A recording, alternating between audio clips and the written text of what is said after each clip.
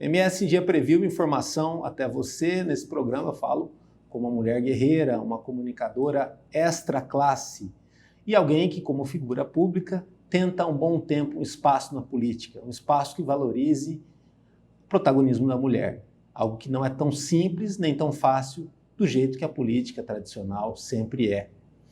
A conversa é com Keliana Fernandes.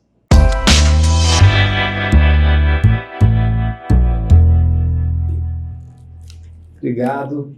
Valeu. Obrigada a você. Eu falei na abertura do jeito que a política tradicional sempre é. Infelizmente, a política tradicional, ela sempre é, né? Ela não dá trégua, ela não para e ela não desiste enquanto não se romper as barreiras que ela mesma coloca, né? Eu digo, Danilo, que enquanto nós não tivermos políticos de boa índole suficiente, que a gente tem sim hoje políticos muito bons na política brasileira, na política sul-mato-grossense, mas nós temos muito as maçãs podres, que apodrecem o cesto de política, entendeu?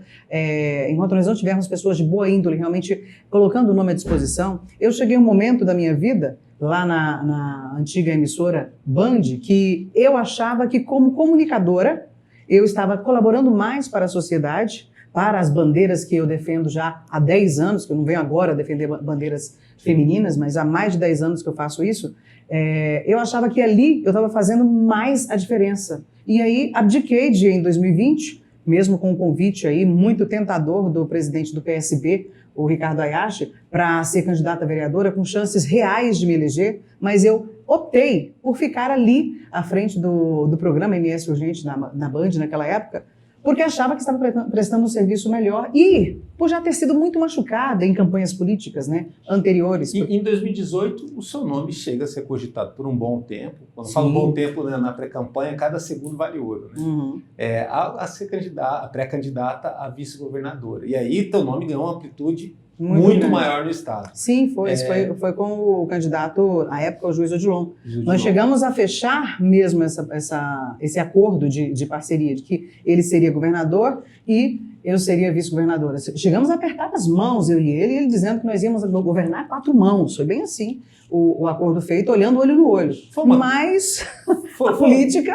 Foi uma eleição, uma pré-eleição muito diferente, muito conturbada, aquela de 4 anos atrás? Olha, eu digo o seguinte... Teve prisão, teve essas coisas de acordos que esfarelavam. Exatamente. Não aconteceu só contigo, acho que naquela campanha também teve gente que era candidato ao Senado até a última hora e depois acabou não sendo candidato a nada. E principalmente as surpresas do resultado, né? Ninguém esperava, né? Ninguém esperava. Não esperava mesmo.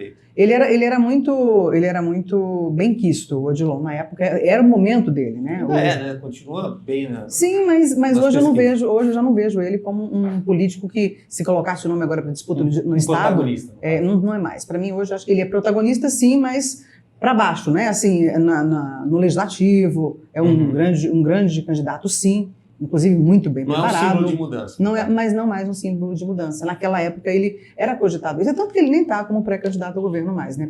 Acho que perdeu a hora. E política tem dessas coisas. Perdeu a hora. Eu digo que naquele ano de 2020 eu perdi a hora de realmente ter uma cadeira legislativa. Eu perdi a hora. Você vinha bem, a Band não tem um sinal muito bom aqui em Campo Grande. E no Mato Grosso do Sul não pega em muitas cidades. Mas incomodava, né? Incomodava assim, muito. E mesmo tendo essas limitações, e também algumas limitações institucionais, que é do mesmo grupo de outra TV também, você teve uma independência para defender o cidadão, para falar de problemas do cidadão, para questionar algo que, de certa forma, incomodou muito a Prefeitura de Campo Grande naquela época, porque era toda hora um assunto para se falar, para se questionar, e aí começou a não ter mais direito de resposta, da outra parte, de não responder. E essa novela, por incrível que pareça, às vezes quem está no poder ignora isso, mas acaba chamando a atenção do cidadão, né? Eu faço uma leitura do seguinte, eu acho que talvez eles não imaginassem o quanto aquilo que a gente estava fazendo na Band estavam prejudicando. Mas eles foram para a campanha, e aí, na época eles foram para a campanha.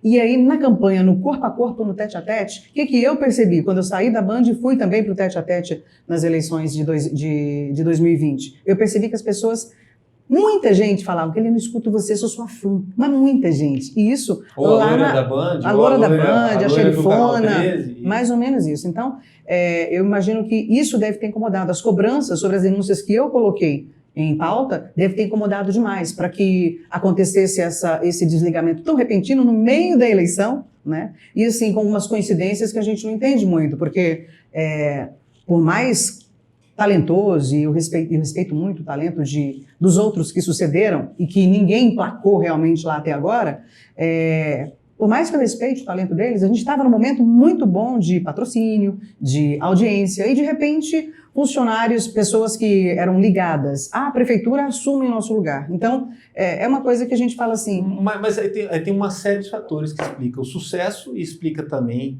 talvez, algumas escolhas que sucederam. Por exemplo, hoje o cidadão, as pessoas, elas querem muito posicionamento de quem é figura pública. Exatamente. Não basta só aparecer e falar para a câmera e ser engraçadinho, queridinho, ou ser um ator. No momento que você está trabalhando com jornalismo Tal da persona, tal da persona. Não é o que a gente estava fazendo. Você, de forma corajosa, teve posicionamentos incisivos, claros, e sobre a realidade. Nesse tipo de programa, alguns vão falar assim, programa policial, não é um programa policial, é um programa comunitário e tal, não é muito comum você ter uma mulher, e menos comum ainda, uma mulher que seja incisiva.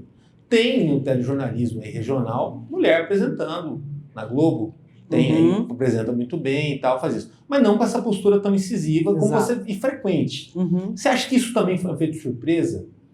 Quando foi a escolha de uma mulher, que é alguém que veio de Dourados, muitas vezes as pessoas, o público não faz ideia da história que tem por trás daquela personagem, né?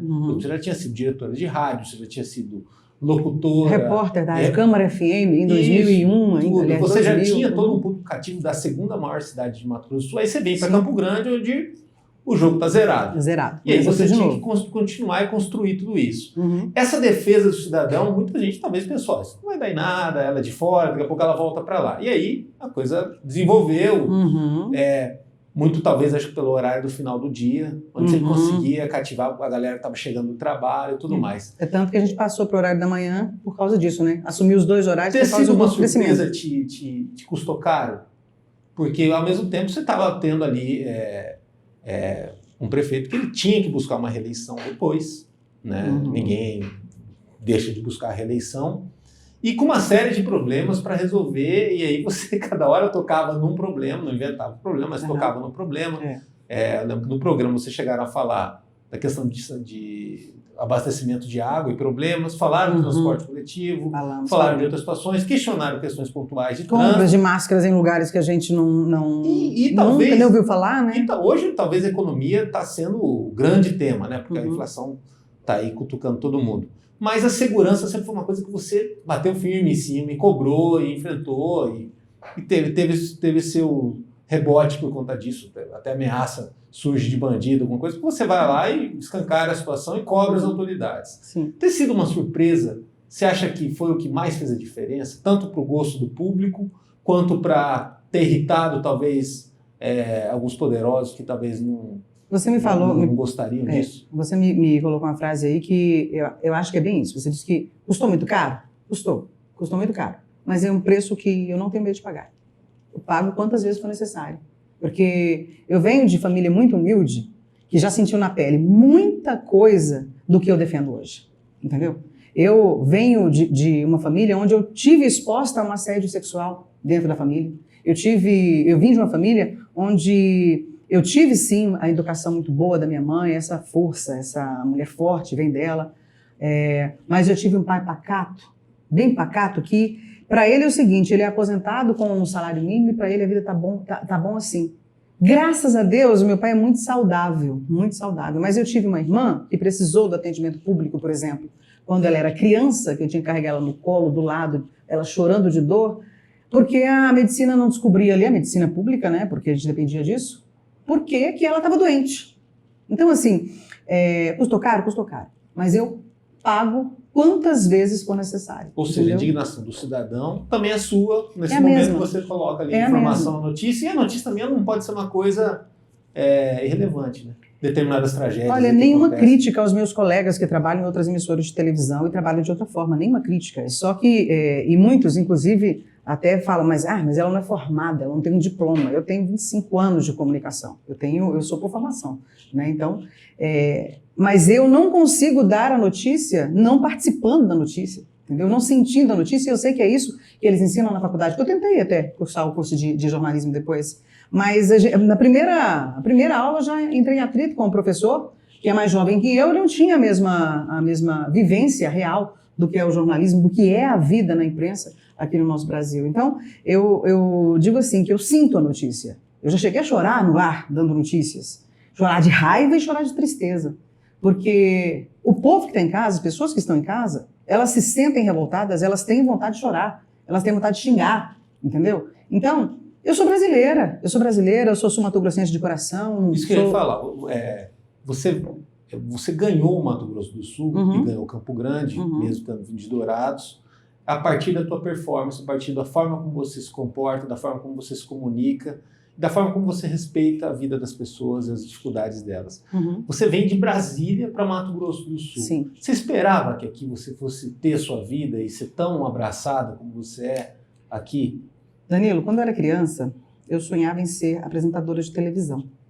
Eu pegava as minhas irmãs, aquele Neide, Maria Antônia e o Elias, e brincava de show da Xuxa. Eu era a Xuxa, eu era apresentadora de televisão. Isso é um sonho de criança. Então, quando eu enveredei aí, logo com 16 anos, dentro da comunicação, eu sabia que eu tinha um objetivo. Eu sempre tive um objetivo, ser apresentadora de televisão. Quando eu vim para cá, para o Mato Grosso do Sul, eu vim para ser diretora de uma emissora. Eu não vim porque era casada ou estava namorando com alguém que era da política e tinha uma rádio. Não, eu era repórter da Rádio Câmara FM, eu trabalhava na Rádio Jornal FM, eu tinha um nome em Brasília com 21 anos, um nome em Brasília que poucos profissionais com 20 anos de carreira lá em Brasília têm, entendeu? Então, é um mercado altamente concorrido, né? Não, é o sonho de todos. Onde eu morava em Formosa, Goiás. Minha criação vem toda de lá.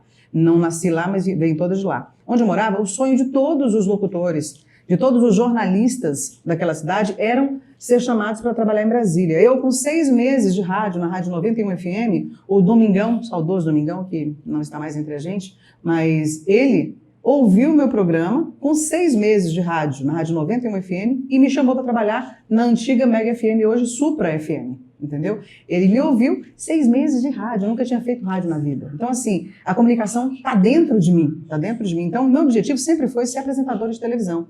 Surpresa? Foi. Eu não imaginei que eu conseguiria fazer isso em tão pouco tempo, porque mesmo tendo ficado meio que amarrada lá em Dourados, porque, infelizmente, quando a gente vive um relacionamento com outra pessoa, você tem que... Eu era muito jovem quando vim para cá e acabei me casando com a pessoa em questão.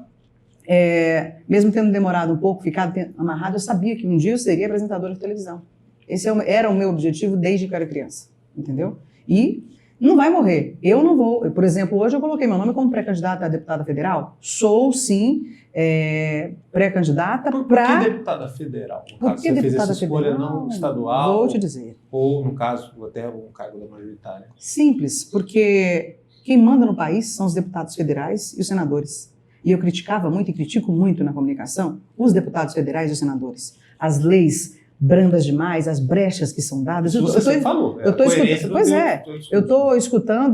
estudando direito agora. Agora eu estou me preparando mesmo para ser deputada. Eu não estou simplesmente coloquei um nome e é jornalista e quer ser deputada. Não, eu já conhecia de leis sem estudar e agora estou na faculdade, sou acadêmica de direito da Prime para poder ter realmente autoridade para falar que conheço de lei, entendeu? Porque quem manda no país, Danilo, é o deputado e é o senador. Na nossa Constituição, no parágrafo único do primeiro código, fala isso. Não tem lógica. A gente não manda no país, Quem manda não é o presidente, são os deputados. Então somos nós, o povo, porque quem elege o povo são os deputados. E aí as pessoas ficam aí brigando aí em ideologias para eleger o presidente, quando o presidente precisa e depende exclusivamente do que o deputado federal e do que o senador vai fazer. Não adianta nada ele propor um projeto de lei se ele não tiver maioria na Câmara, se ele não tiver maioria no Senado. Não adianta nada ele propor ideias se ele não tiver maioria. E aí, quem elege esses deputados não estão preocupados com isso. Não tem noção da importância disso. Ficam brigando entre eles para ver quem vai ser o presidente, entendeu? Então, a gente não pode deixar que a população continue cega assim. Danilo, Tem jovem e tem pessoas mais velhas que não sabem quais são os cargos que nós teremos eleição esse ano. E fora isso, também tem uma outra questão. Por exemplo, se defender a bandeira a partir do que você já viveu na sua história é uma coisa. Então, você já foi candidata outras vezes, sofreu na pele o que é uma mulher ser candidata, a dificuldade que é para a estrutura e tudo mais. Bateu na trave já numa eleição disputadíssima em Dourados para prefeita. 2012, 2012. Né? 35 mil votos contra o prefeito que estava tentando a eleição. E hoje você está numa pré-campanha, possivelmente aí venha a compor também com mais gente uma chapa. Tem tido na TV, às vezes as pessoas até não veem intervalo. Eu gosto de intervalo, trabalhei com isso. Aquela propaganda que mostra a importância das mulheres buscarem a representatividade e tudo mais, e até encorajar as mulheres a buscar isso. Eu fiquei feliz. O que você com isso. falaria para quem está entrando nessa trajetória agora, para encorajar e também para alertar? Para a mulher que, olha, vem para a política, mas assim, não é tão simples e não é tão fácil, vai precisar de muita fibra para isso. É o seguinte, quando você se dispõe realmente a colocar um nome para ser candidato a alguma coisa, tem duas situações. Eu fui convidada por um candidato ao governo, que eu não vou falar o nome, mas que me queria para poder fazer voto para eleger o primeiro. Isso da agora coligação. Agora, nessa eleição. Nessa pré-campanha você já seria talvez uma pré-candidata a vice-governadora. Não seria não. Não fui convidada como vice-governadora, não. Então assim, convidada a ser candidata numa chapa de federal. De federal. Olha só, alerta para as mulheres. E isso eu alertei a uma amiga minha que é pré-candidata a deputada estadual, que ela não tinha se atentado na época. Chegou um presidente do partido, do estado, chamou-a para ser candidata estadual. E o que é aquele vai te dar de estrutura? Estrutura, Helena, o que é isso? Não adianta se alguém vai chamar você para ser candidato a alguma coisa e não falar para você. Porque no pré já precisa de uma estrutura. Não, você precisa de fazer uma pré-campanha. Você tem que fazer pré-campanha para você chegar. Porque hoje a campanha é muito curta. A campanha hoje é 45 dias só. Vai ser de meio de agosto até o. Para frente. São 45 dias. Então. São 45 dias. Então, assim, um alerta. A mulher não pode servir de escada. Até pode. É a sua primeira candidatura? É a sua primeira candidatura, você quer colocar a cara? Ok. Aí você pode ser escada, porque as chances de você se eleger sem ter realmente as condições financeiras que o partido e que o fundo eleitoral dá para você, apesar de você ter direito aos 30%, existem presidentes de partidos que usam, inclusive, só o nome da mulher e usam o valor para poder eleger outro homem como candidato, entendeu? Não era esse o caso. Esse caso, o candidato foi muito claro comigo, né? Falou, olha, eu quero que você venha para cá, você tem que fazer tantos mil votos. Com tantos mil votos eu não me elegia a federal. Eu tinha que fazer 20 mil votos para federal ou tinha que fazer 8 mil votos para estadual. Era a proposta. E você vai ter isso e isso de estrutura do fundo eleitoral. Concorra para perder. Concorra para poder. Olha só, concorra para me ajudar a eleger um homem, tá? Um homem. Peraí. Eu estaria sendo incoerente se eu aceitasse isso, tanto para uma como para outra. Tanto para estadual quanto para federal. Eu não sou candidata para eleger um homem. Eu sou candidata para ter uma cadeira, entendeu? Mas eu já participei de outras eleições e eu não sabia disso. Eu sei disso nessa eleição. Então, para quem está querendo vir para esse mundo, lembre-se, você vai ter um nome sujo, enxovalhado. Eu respondo o processo por causa de política. Tive um nome... Meus pais choraram comigo em 2014. Porque em 2014, estava começando o WhatsApp ainda, e por causa de vingança política, né, que a gente acaba recebendo por causa desses entraves esses combates, né, esses enfrentamentos que eu costumo fazer, eu sou perseguida mesmo, já desde os tempos antigos já sou perseguida. Não tem problema, eu sei que isso vai acontecer, mas dói, machuca, esteja preparada. Preparado para você ser chamado de ladrão sem você ser, preparado para você ser chamada de traíra sem você ser, preparado para a mulher olhar para você e falar, vou votar em você por quê? Quem que você é? Tem que estar preparado para dizer quem é você, entendeu? Quem você é, Danilo? Entendeu? Eles perguntam para mim, quem sou eu? Tem gente que responde, eu sou jornalista, eu sou médium. Não, eu sou a Helena Fernandes, eu sou a esposa do Rael, mãe da Pietra, filha do meu pai e da minha mãe, Maria Kélia, seu Zacarias. Sou uma mulher que realmente quer o bem das pessoas, uma mulher que gosta de gente. Eu gosto de gente. Eu chego e abraço e beijo todo mundo. Eu não beijo um homem porque, infelizmente, os homens, alguns deles costumam misturar muitas coisas, mas Pessoas mais velhas, mulheres, eu peço licença hoje por causa da pandemia, você tem que pedir licença. E essa né? política Eu sou humanizada, assim. essa política de gente, do toque, de conversar, de ouvir, Uhum. de se expor, ela que faz a diferença ainda, né? Apesar das redes sociais serem muito fortes, teve gente aí que conseguiu uma boa performance da campanha passada praticamente só com rede Só social. com redes sociais, é verdade. Isso depois o próprio público percebeu que não é bem assim, né? Se já elegeu dessa maneira, depois vai ficar impossível falar com essa pessoa. Né? Eu falo que eu cheguei muito atrasada nas redes sociais. Acho que se eu tivesse levado mais a sério o E Instagram. você conversa com todo mundo? No na rede Instagram, social? com Como todo você faz? mundo. Você guarda um pedaço da tua Um da tua pedaço semana? do dia, não. Do dia, da semana? Não é um dia da semana, todos os dias. Todos os dias. Porque é muita mensagem que chega. E tem gente que ainda fica lá esperando, infelizmente. Eu peço desculpas para eles. Tem gente que eu consigo responder um mês depois, porque está muito atrás. Até porque Entendeu? você, nesse ano, fez participação no programa de rádio, apresentou, Sim, programa muito bom, sim, né? sim. Uma emissora. E eu que tem volto bastante dia 3 de audiência. outubro. Eu volto dia 3 de outubro, não é E também Uma pausa. estava na TV, lá na TVE. TVE, né? Que Na é a Cultura, TV com o Canal estatal Mulher. aqui, tá, o Canal Mulher, todos os dias. Isso cria um relacionamento, engajamento público, Grande. fora o público que você sempre teve e sempre te acompanhou. grande. Né? Não, eu faço isso sim. Hoje eu cuido muito bem das minhas redes sociais.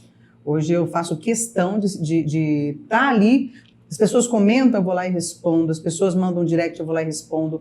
É como eu disse, não consigo fazer na mesma proporção, porque graças a Deus o engajamento tem subido demais, né? A gente tem aumentado os seguidores, estou com quase 10 mil seguidores já. Agora que eu comecei a mexer com o Instagram, que eu não mexia. 10 seguidores no Instagram, no Facebook tem mais de 30 mil. Então a gente precisa mesmo dar uma atenção. Mas assim, o principal é isso. Eu gosto da internet, mas eu prefiro o tete-a-tete, entendeu? Eu prefiro estar perto de gente. Aliás, o tete-a-tete faz a diferença em tudo, né? Tanto por resultado numa eleição ou para uma empresa dar certo também, depende das parcerias, das conversas, da confiança. E até na TV, né? Você tinha que fazer seu próprio salário. Tinha. Muita gente não sabe ver o glamour, ver apresentando, tá realizando sonho, tá lá todos os dias na TV, tá bonita, tá maquiada, se comunica super bem, mas você tinha que vender para poder estar lá. Tinha que vender para poder fazer um salário. Vendia, né? Na realidade, eu tinha uma ajuda muito grande da minha amiga Mila.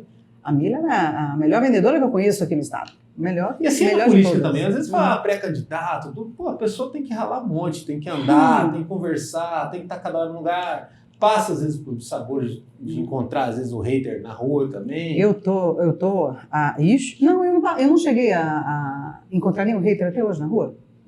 Graças a Geralmente Deus. é só na internet. É só na internet. E na internet também eu ainda não fui atacada. Ainda não teve esse engajamento todo, não, sabe? Normalmente quando você tem... Mas eu também procuro sempre, Danilo, respeitar a ideologia, respeitar as pessoas. Eu acho que, acima de tudo, eu respeito. Eu não sou obrigada a pensar. Fora a guerra entre as empresas por dinheiro, que você teve, você tem do outro lado o público, as pessoas, e isso é sagrado, né? Você não é obrigado a gostar de todo mundo, você não é obrigado a pensar igual a todo mundo, mas o respeito tem que ser acima de tudo e de todos. Entendeu? Agora, respeito. Sendo alguém tão incisiva, alguém que defende, se a gente fosse botar um personagem, ou seja, ela defende a segurança pública bem feita, ela defende o cidadão, ela é incisiva, ela fala bem, ela tem veemência. Se fosse há 4 anos atrás, ela coloca essa mulher na onda Bolsonaro, ela está eleita. E você não estava na onda Bolsonaro, mesmo sendo um personagem tão forte, tão firme assim, e não foi eleita, e aí... Não sei se isso que eu queria te perguntar, se nesse ano tem alguma onda de alguém, né, porque não é só o Bolsonaro, tem o Lula também, tem a possibilidade de uma terceira via, ou se talvez o próprio cidadão, o próprio eleitor, amadureceu, se você tem visto isso nessa pré-campanha, do pessoal não ver tanta política como jogo de futebol. Você tocou agora num ponto, Danilo, que é bem complicado. Você entendeu, né? Não comprar arquétipo, né? Saber o que está escolhendo. Eu entendi. Mas nesse ponto, eu estou igual a maioria dos brasileiros. Eu não apoiei o Bolsonaro na última eleição, realmente é algo que eu não fiz. Também não fiz campanha contra, como eu disse, eu respeito todo mundo. Não fiz campanha para presidente, fiz só minha campanha para deputada federal em 2018 e a campanha para eleger Reinaldo Azambuja. Eu ajudei na época um candidato a Senado que não ganhou a eleição, que foi Marcelo Miglioli, a pessoa que tem muito respeito. Mas foi isso que eu fiz. E ajudei alguns deputados estaduais, como, por exemplo, o Barbosinha. Não fiz campanha para presidente. Porque eu conheci o Bolsonaro lá em Brasília. Eu trabalhei na época em que Você trabalhava viu em o Brasília, começo na do Câmara. Bolsonaro. Eu vi o começo do Bolsonaro. Então, quando a gente tem eu tinha uma visão dele diferente do que ele estava vendendo na época, entendeu? Eu preferi me abster. Mas também você Paguei tinha um preço ficado caro por isso. tempão Por esse sem eu me ver ele, arrependo, né? hein? Por esse eu me arrependo. Esse eu tinha que ter apoiado. E na época eu tinha que ter entrado na onda. Mas eu não sou mulher de onda. Agora, assim, Não sou mulher de onda, Danilo. Não sei. Então, como você vê a política? Porque a política ela tem essas coisas, você é apaixonado por política, por isso que você tem sempre colocado o seu nome à disposição de concorrer, ou até pelo menos colocar numa pré-campanha.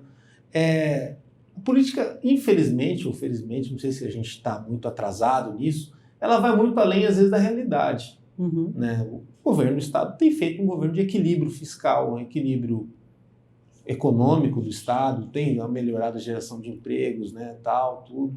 Tem tido resultados relevantes, técnicos. Uhum. Mas, ao mesmo tempo, não tem aquela paixão, talvez, que o cidadão espera. Uhum. Né?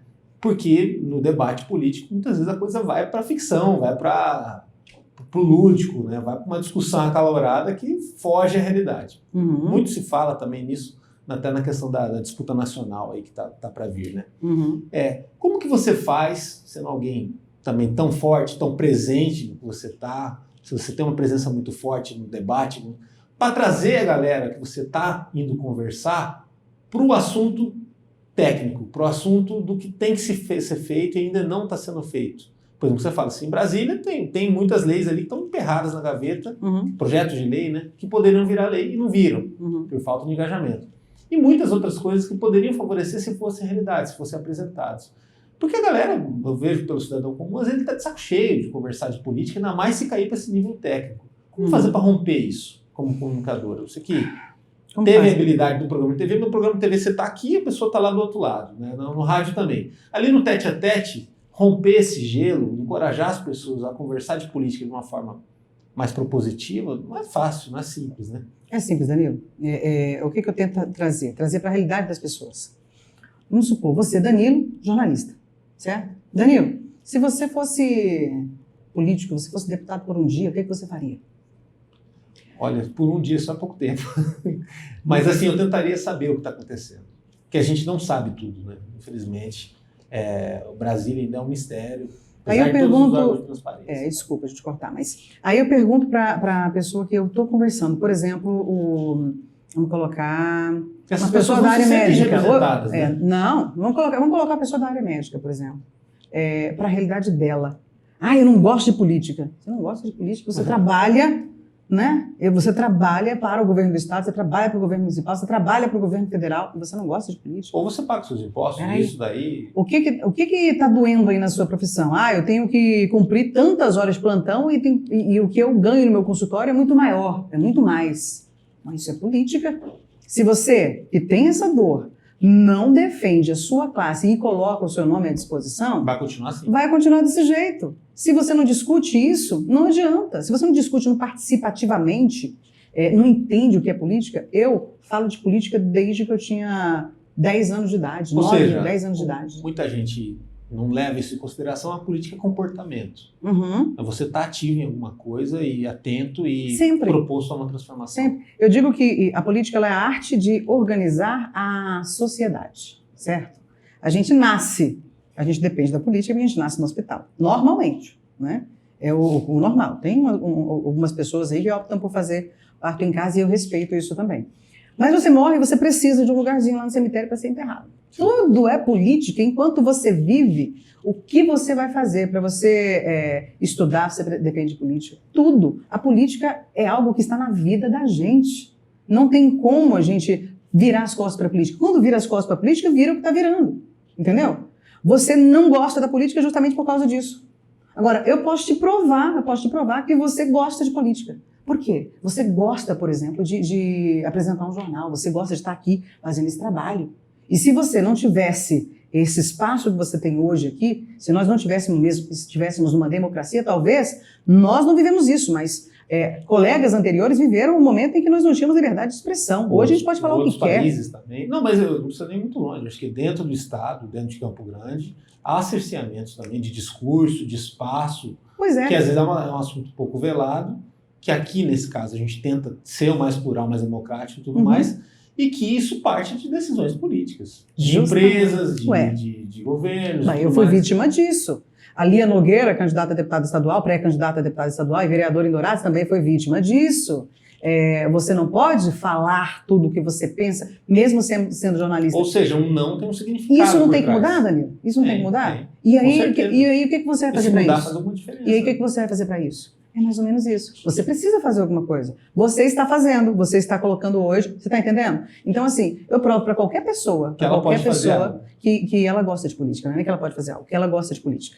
E que ela pode fazer a política ser algo bonito. Eu digo que a política hoje está doente. A política no Brasil está doente. Aqui no Estado, então, nem se fala. Por quê? Porque nós temos aí um desequilíbrio muito grande de representatividade. Nós precisamos equalizar, entendeu? Essa equação, empatar essa equação. Nós temos lá em Brasília 85% de homens comandando o Congresso Nacional. Estou falando Câmara e Senado. São 77 deputadas federais e são 13 senadoras, para um universo de 513 deputados de vagas e 81 senadores. Está desequilibrado, entendeu? A gente precisa da habilidade... Em Mato Grosso do Sul, eu estou tirando lá o Congresso Nacional, estou abstendo lá, porque lá é o que manda no Brasil. Entendeu? Se eu quero, por exemplo, e eu defendo muito isso, que a gente precisa acabar com esse negócio de progressão de pena, esses benefícios de progressão de pena para crimes hediondos, não estou dizendo aqui só o feminicídio, tá? Estou dizendo aqui para crimes hediondos. Essa progressão de pena, para mim, é algo que não poderia estar, não está correto no Código Penal. A gente tem que acabar com isso. Mas isso não acontece. Por quê? Quantos deputados defendem isso? Entendeu? O que está englobado ali nos crimes hediondos? Tem muito estudo para a gente fazer? Tem sim, mas existem algumas brechas na lei, Danilo, que nós precisamos acabar com elas, porque isso encoraja homens covardes a matarem suas mulheres na frente dos filhos. Tem um cara que vai sair da cadeia daqui a uns dias, que matou uma amiga minha, lá em Dourados, em 2010. Depois, a filha dele ainda disse, passado algum tempo, e ele foi julgado por isso também, por isso que ele não saiu, porque já era para ele ter saído há 2 anos atrás, ele matou essa mulher, acho que foi em 2010, ele matou essa mulher a facadas na frente dos filhos. E ele ficou lá 10 anos e agora vai sair. Cumpriu mais 2 anos porque a filha disse que ele abusou dela. Entendeu? Ele foi julgado também nesse crime, ele ficou um pouquinho mais de tempo.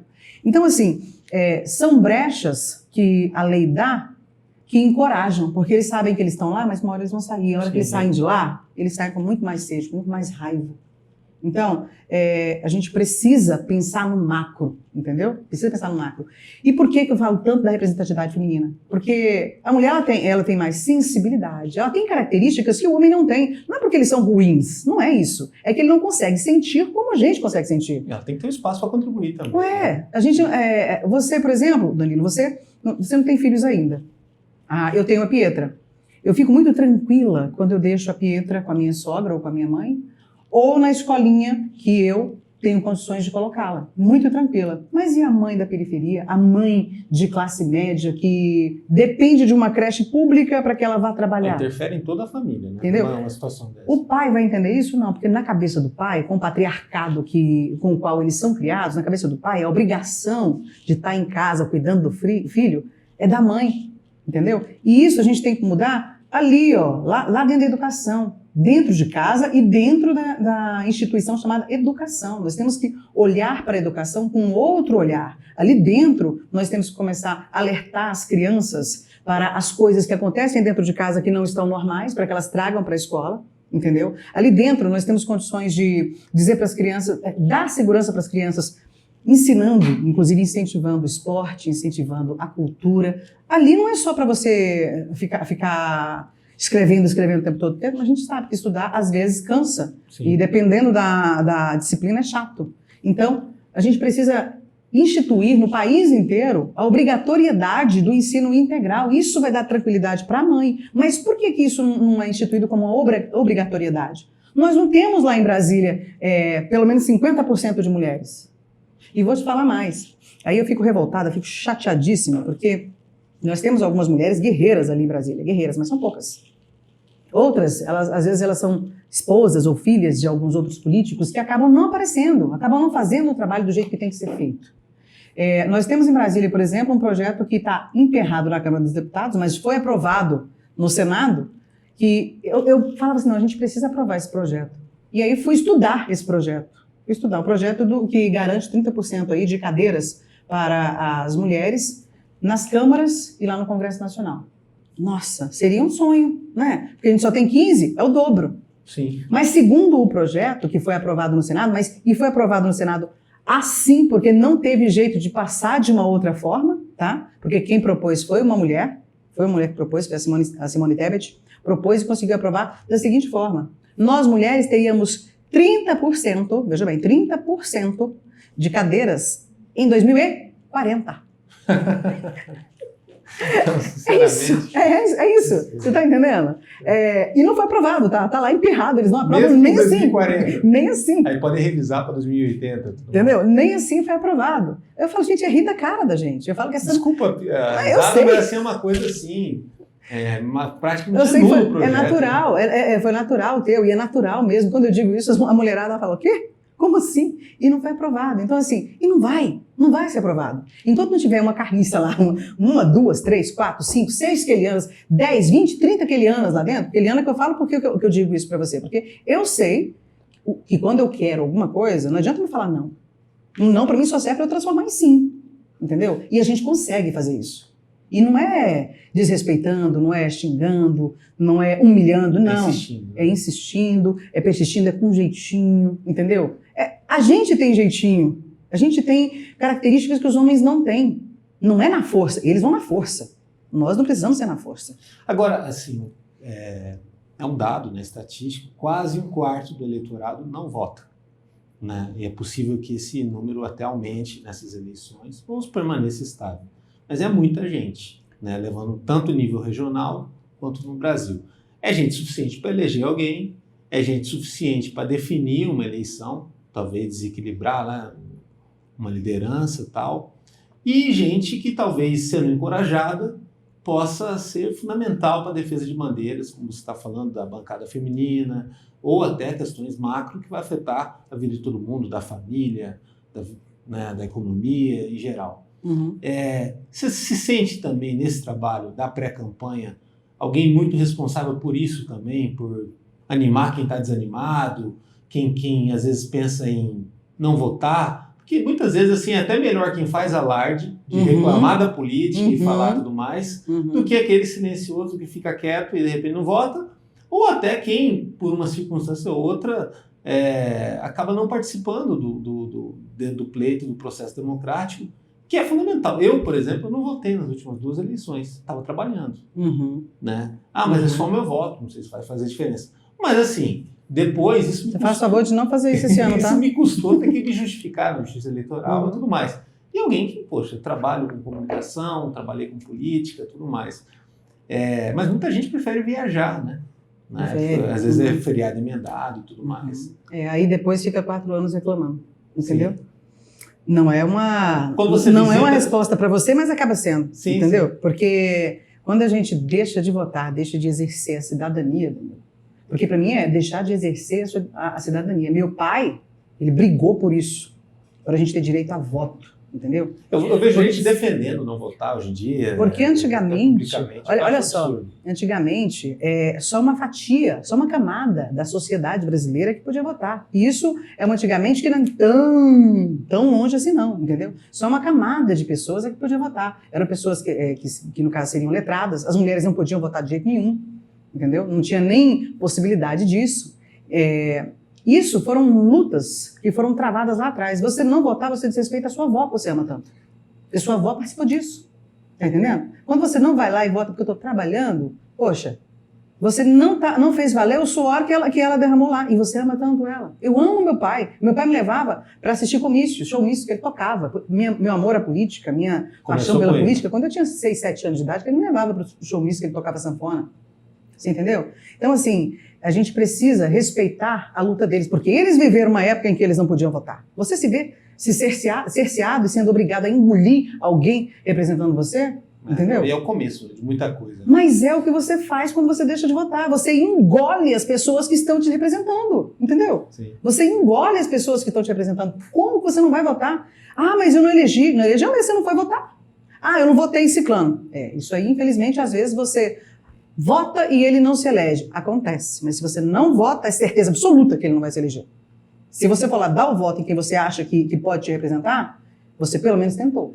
O que você vê diferente da política de quando você começou, a primeira vez que você enfrentou uma pré-campanha, uma campanha, para hoje em dia? O mundo mudou bastante. Você tem um mundo mais conectado, você tem um Brasil diferente. Vamos lá. Na primeira campanha que eu disputei ou que eu apoiei? Porque eu apoio a campanha desde os 16 anos. Eu fui cabo eleitoral de Nenê Araújo. Anos 90. Anos 90.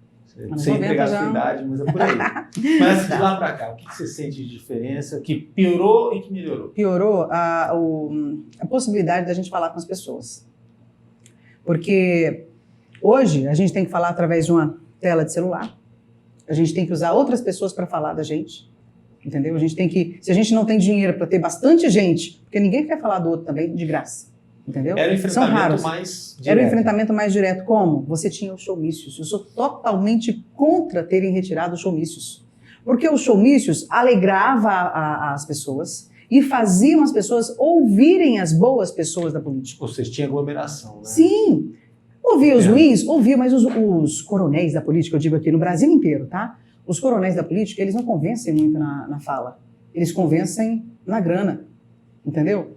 E isso ficou muito mais fácil de 2004, eu acho, né? 2004, Ou se não me seja, a engano, política tinha mais palco, né? Tinha mais palco e a gente conseguia falar com as pessoas. Se você me coloca na frente, você coloca a Eliana Fernandes na frente de 10 mil pessoas falando sobre as minhas bandeiras, sobre quem sou eu, de onde eu venho, o que eu pretendo fazer, eu não vou levar as 10 mil pessoas, mas eu te garanto, pelo menos 50% ali vai. 50% daquelas pessoas acreditam no que eu estou falando. E isso não acontece hoje, mas a gente não consegue falar para 10 mil pessoas juntas. A rede social não conseguiu substituir esse grande Não palco. substitui, porque ela é optativa e assim, é cansativo, entendeu? Você fica o tempo todo aqui, ó, na telinha do celular, você escuta até um certo momento. Agora, para você ouvir aí um Zezé de Camargo e Luciano depois, um Chitãozinho Chororó, igual os últimos showmícios que eu participei em 2002, né? Apoiando ali a candidatura da Marisa Serrano, grande mulher forte que abriu portas para a gente participou dessa campanha ativamente, a gente estava estava em cima dos palcos para poder falar com as pessoas, e era assim, era Bruno Marrone, era Chitãozinho Chororó, era Grupo Tradição, entendeu? A gente tinha, a política era uma festa, a política virou um negócio, entendeu? Eu acho que quando eles retiraram essa possibilidade, para mim, é como se tivesse cortado as asas de qualquer pessoa que quisesse realmente se tornar político. E o que melhorou? O que melhorou? Nossa. O que melhorou? Hoje em dia você tem um fundo eleitoral maior, você Vou não tem falar mais agora. as empresas teoricamente influenciando na vida dos políticos. Eu ia falar agora, o fundo eleitoral. O fundo eleitoral, hoje nós temos... Torna mais transparente a distribuição. Temos a obrigatoriedade do voto da candidatura, pelo menos ser 30% mulheres. Todas são conquistas, tudo isso são conquistas. O fundo eleitoral agora também é obrigatório, 30% para as candidatas mulheres, apesar que tudo eles dão um jeitinho de nos tirar fora. Não dá treva.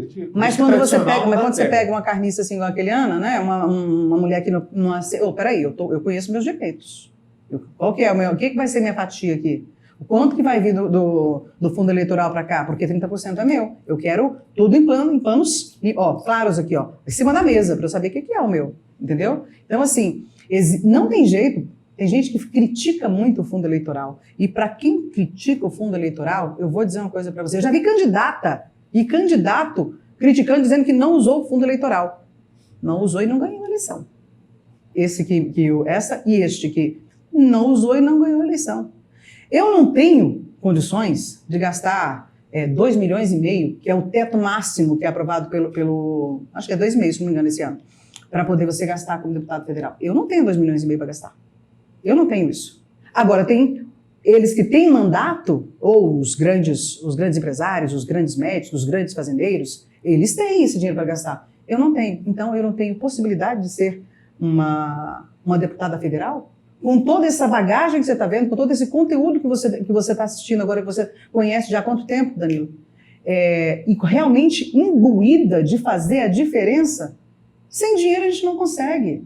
Porque, Danilo, para eu falar com esses 3 meninos que estão aqui e pedir para eles falarem meu nome por aí, por exemplo, de graça, eles não vão falar. Agora, se eu pagar uma cervejinha para eles, ou se a gente... É um estado enorme, né? 79 municípios, você tem 2.800.000 pessoas, você pega para o público votante aí, perto de 2 milhões, é muita gente, é muito caminho para rodar, tempo, né, que você tem que estar tocando, uma equipe você vai ter que pagar alimentação, alguma coisa assim, e fora isso os concorrentes, onde você passa, eles vão passar também.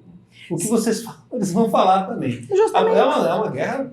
Não, é desigual, entendeu? É muito desigual. A pessoa que não tem condições financeiras querer, mas isso vem de lá atrás, é por isso que é tão difícil. Isso é uma coisa que é muito antiga aqui no nosso país. Antes eram só os donos de fazendas, de café, de gado, só quem tinha muito dinheiro, entendeu? Hoje, isso pode ser desmistificado com o fundo eleitoral. Entendeu? Então eu falo, Depende da organização dos partidos. Depende da organização. Aí eu digo, a gente precisa ter mais representatividade feminina. Mas enquanto nós não tivermos, por exemplo, na organização dos partidos, também cabeças femininas, entendeu? Ali dentro do diretório estadual, nós temos uma igualdade dentro, e tem um projeto desse também lá no Senado para aprovar, mas não aprovou. Para ter a obrigatoriedade de 50% do diretório estadual dos partidos serem de mulheres, para que elas possam realmente saber o que está acontecendo, porque a gente não sabe. A gente não sabe o que está acontecendo, quanto que vem mesmo para cada partido. Só na época Exatamente. Então, são conquistas. O fundo eleitoral, para mim, é sim uma conquista. Os 30% de obrigatoriedade também é conquista. Mas eu acho que tem muita coisa ainda para frente para a gente conquistar. Mas muita coisa para frente. E parece que a gente meio que empacou. Eu estou vendo que parece que a gente empacou. Não sai do lugar. Uma última pergunta.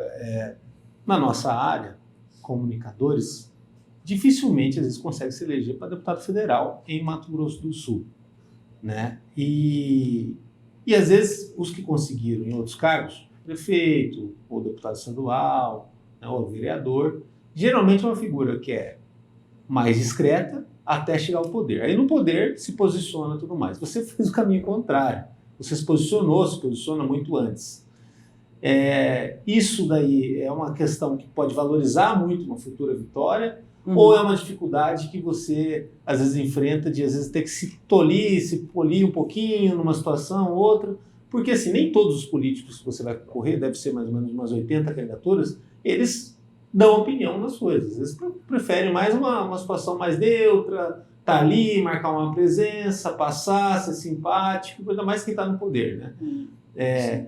Como que você acha que você faz uma espécie de benchmark falar assim, olha, eu estou passando aqui, eu vou deixar meu recado. Goste ou não, eu vou deixar meu recado. Você chega a fazer isso ou você acaba dosando a tua forma de atuar, dependendo da cidade, dependendo da região? Porque a gente sabe que tem regiões que são dominadas por determinados grupos, né? Acho que eu não sei se é um defeito ou uma qualidade minha, mas eu não sei dosar nada. Eu sou eu. O que vem na minha boca eu falo, o que eu tenho vontade eu falo. Eu sou muito melhor no improviso. Eu sou muito mais dando entrevista para você eu sou muito mais dando entrevista para você, muito melhor, eu acho. Só que aí é o negócio, eu não doso, eu não sei dosar muito. Não gosto de ficar dosando as coisas, eu gosto de ser autêntica, entendeu? Então, assim, uma coisa que eu deixo muito claro mesmo para as pessoas, e eu deixei muito claro quando eu saí da televisão, agora para ser pré-candidata, e também saí da Rádio Capital para ser pré-candidata. Eu acho isso uma injustiça do tamanho do mundo. Por quê? Você é o meu ganha-pão. Você trabalha lá para uma emissora de TV, uma emissora de rádio? Sim. É uma concessão pública? Porém, é uma empresa privada. Não é o governo que paga o seu salário. Quem paga o seu salário é você. Ou, no meu caso, por exemplo, a maior parte do meu salário, quem pagava era eu. Entendeu? Quem paga é uma iniciativa privada. Por que nós temos que ser afastados da nossa profissão? Entendeu? É justamente porque eles pensam, e aí os grandes coronéis da política, os mandatários... Uma forma de frear. Tira essa palavra coronel, que eu não gosto disso, mas os mandatários, quem detém o poder, eles entendem que por você estar dentro da casa das pessoas todos os dias, você está um passo à frente deles. Mas eles, por exemplo, os médicos deixam de atender as gestantes que eles atendem, os dentistas deixam de atender. No caso, eu acho que para comunicadores uma coisa que acaba fazendo diferença é isso. Mas demais, faz totalmente, porque você pode observar. A gente sai. Eu hoje estou pontuando muito bem nas pesquisas, eu estava no ar até agora. Estou pontuando hoje teria uma cadeira lá na Câmara Federal. Estou pontuando como deputada hoje. Mas isso, durante 3 meses, as pessoas esquecem e aí eles vêm com as contratações. Você entendeu? Né? Então, falam que é como nuvem, né? Exatamente. O raio-x de hoje, o raio-x de agosto, o raio-x de setembro. E da pré-campanha para a campanha pode se mudar muito. Mas assim, entendo. O fato de você estar em conexão com o seu público num canal oficial, num canal ativo e frequente, faz toda a diferença. Não, e tem outra coisa. Médico, ele não vai fechar o consultório, o candidato. Aí eles falam que isso é injusto, porque eles não têm essa possibilidade, mas eles não deixam de atender. Advogado não deixa de atender, médico não deixa de atender, empresário não deixa de trabalhar. Eles continuam tendo o ganha-pão deles e continuam atendendo, inclusive podendo fazer essa moeda de troca.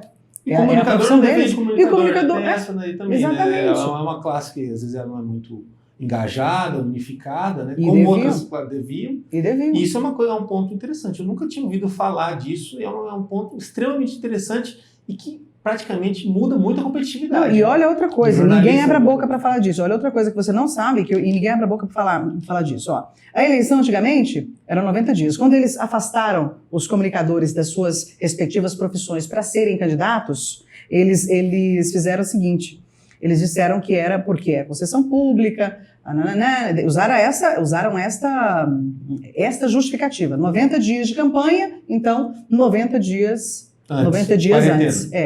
Agora a eleição é 45 dias apenas. A partir do momento que você faz a convenção, isso é o que dizia a lei antes. Fez a convenção, a gente tinha que sair do ar. Entendeu? Sim.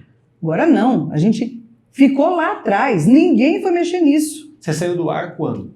No dia, olha só, eu estava contando que era 30 de junho, eu ainda estaria no ar. Dia 30 de junho eu estaria no ar ainda. E não, era a partir do dia 30 de junho. Eu não tive tempo nem de me despedir, porque na minha cabeça era dia 30, de me despedir do meu público da televisão. Da rádio eu consegui, Ou porque seja, ele me praticamente falava. um mês inteiro de pré-campanha que você não está trabalhando e está tendo que correr. Exatamente. Serão 3 meses com as pessoas sem me ouvirem, sem saberem onde eu estou. Se elas estiverem me seguindo na internet, elas vão saber todas as minhas ideias. E aí é muito chão mesmo para fazer diferença é demais e atividade de internet. Né? E aí, para poder o discurso chegar, para você... Aí a justificativa do fundo eleitoral, você tem que andar. Combustível, né? Tem que gastar combustível. Você tem que falar com pessoas. As pessoas, elas são carentes. As pessoas, elas são carentes. Elas querem a atenção, mas elas estão carentes mesmo de necessidades de alimentos, de tudo. E eu, Keliana, sem ser pré-candidata, eu, Keliana, ser humano, faço a minha parte como solidariedade. Fez a pandemia muito também, né? Sim, demais. Então, a gente precisa esclarecer uma coisa. Política, a gente se ganha, sim, andando no chão, mas a política do tapinha nas costas, vota em mim, não funciona. Ela não funciona. Ela pode ser um chamariz, assim, a primeira impressão. Entendeu? Porque se você chegar também assim, para falar com a pessoa sem nem tocar nela, sem nem olhar no olho dela, assim, você também não ganha nem depois o voto, né? Andando pelo estado, pelo Campo Grande, você vê alguma realidade que mexeu com você, assim, que te chamou muita atenção, que te deixou triste, igual, por exemplo, era no caso de uma notícia que te sensibilizava? Porque às vezes acho que as pessoas também não fazem ideia, né? Do que é, às vezes, alguns pedaços de Campo Grande, alguns locais, e o que algumas pessoas passam para sobreviver, né? Tem alguns lugares. Grande, no estado também, né? Tem alguns lugares. Aqui em Campo Grande, eu fui na Cidade de Deus há um tempo atrás. E a hora que eu cheguei lá, eu falei, gente, mas que mau cheiro é esse? Que mau cheiro é esse? O que é isso? E fui conversar com a moradora lá. Um lixão lá atrás, sabe? Eu achei que fosse alguma indústria, alguma coisa, não. Um lixão lá atrás. Eles moram ali. E foi construído, inclusive parece que é coisa de Minha Casa Minha Vida, foi construído casas ali. Para poder trabalhar no lixão. Gente, aquilo mexeu comigo. Aqui no Noroeste também, teve um dia que eu fui fazer uma matéria lá e estava intransitável. E como eu moro aqui no centro da cidade, moro por ali na região do Carandá, a gente não vê isso. Eu fui lá pro Noroeste, não tinha asfalto praticamente em lugar nenhum dali. E a população ali logo mais no finalzinho do Noroeste, tem uma comunidade Vitória. São barracos, são pessoas extremamente necessitadas. Elas não têm, talvez vivam de Bolsa Família, de ajuda do governo. 43 favelas em Campo Grande. É muita coisa, então são realidades terríveis. Lá em Dourados, eu até tenho ajudado, cuidado de uma comunidade lá. Uma vez eu fui lá e tinha umas crianças brincando, peladinhas, sujinhas, só de calcinha e cueca. Uma menina e um menino, lembro até hoje, do rostinho dela. Danilo, eles estavam brincando, sabe com o quê? Com um balão. Um balão com água. Eu fui olhar o brinquedo, o balão com água, sabe o que era? Era uma camisinha. Putz. Uma camisinha. Elas encheram de água e estavam brincando. Eu saí dele aquele dia, eu saí chorando daí, porque eu fiquei tão revoltada, porque aí a gente vê tanta desigualdade, e aí a gente vê políticos que só vão lá só na época da eleição. Eu era candidata na época, inclusive. Eu voltei lá em seguida, não ganhei eleição, mas voltei lá em seguida, no final do ano, e continuo indo lá, sempre fazer a minha parte como cidadã, entendeu? Como cidadã, como ser humano, cuidando de outro ser humano.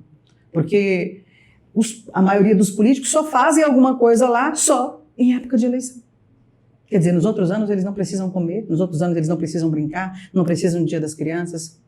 A maioria, não estou dizendo todos, viu? Porque tem político de mandato também que faz a parte deles também lá em outras comunidades. Mas se toda aquela tragédia existe, é por negligência. Negligência e não é minha, né? Porque eu não tenho mandato, entendeu? Sim. A negligência existe e não é minha porque eu não tenho mandato. Então é porque os nossos representantes, em sua grande maioria, deixo bem claro, porque eu sempre dizia na TV, no rádio, digo ainda que toda generalização ela é injusta e é burra. É isso aí. É injusta e burra.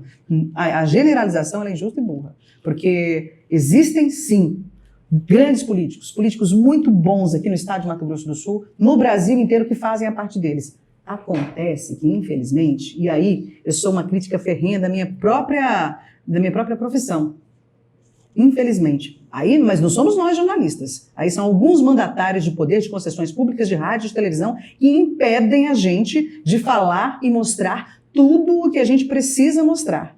Entendeu? Porque se é para falar mal de um político, o político basta ser investigado. Investigado para ele ser manchete no Jornal Nacional. Desculpa, até falei o nome do jornal, mas é nas grandes mídias, né? Nas grandes mídias. Em qualquer mídia. Isso pode ser grande, pode ser aqui no estado, se é investigado, se aquela pessoa não tem um contrato fixado com aquele meio de comunicação, ela vai ser falada. Agora, se é para falar bem, políticos que fazem um bom mandato, que fazem projetos importantes, se eles não pagarem para determinadas emissoras de rádio, televisão, sites aqui do estado de Mato Grosso do Sul e no Brasil afora, isso aí é Brasil afora. Se eles não pagarem, eles não conseguem essa... Ainda bem que agora tem a internet, né? E agora a gente já tem aí, inclusive, profissionais mesmo aptos a entregarem com o tráfego pago, e é nisso aí que eu estou apostando muito nessa eleição, é entregar aí com o tráfego pago mesmo, porque é permitido por lei, né? A gente faz a declaração certinho, e entregar para as pessoas as nossas ideias.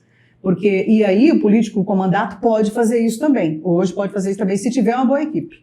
Entendeu? Mas aí é difícil também mudar, né? Tá ganhando o jogo daquela forma, naturalmente vai se manter daquela forma. Dificilmente se resiste. Não é bem assim, não. Os políticos bons mesmo de mandato, eles meio que ficam alijados da situação. Eles não têm os mesmos privilégios do que os outros. Isso também é outra coisa que as pessoas não sabem. É um jogo muito claro.